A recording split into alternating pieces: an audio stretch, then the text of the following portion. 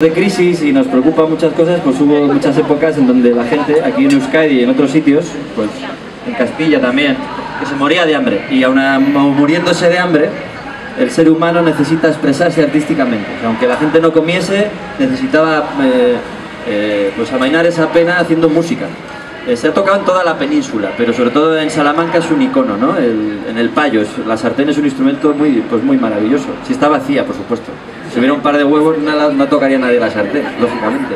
Con un dedal y una cuchara, o una llave, en Galicia también se toca una llave, pues se pueden hacer diferentes ritmos, ¿eh? Y lo vamos a hacer. Si ya era raro ver a dos tíos de Burgos en la Gran Vía haciendo cosas, pues lo que vais a ver es increíble. Porque esto es una tontería, esto es una paja, nada, esto es nada, esto es una tontería al lado de lo que va a hacer el gran Jorge Arribas, que os va a tocar, señores y señores, por primera vez en la Gran Vía, estamos seguros, la flauta silla de camping. Esto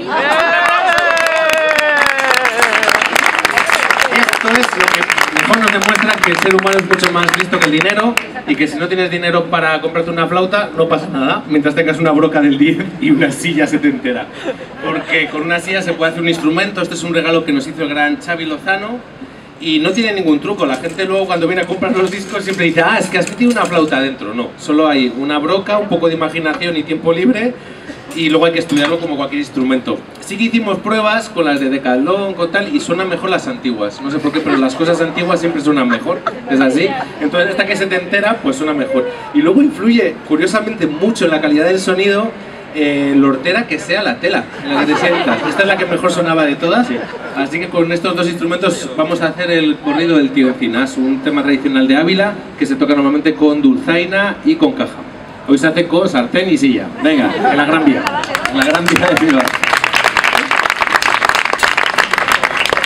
Vamos, ¿queréis que lo hagamos ahí de pie si veis que lo hacemos de verdad? Venga, venga.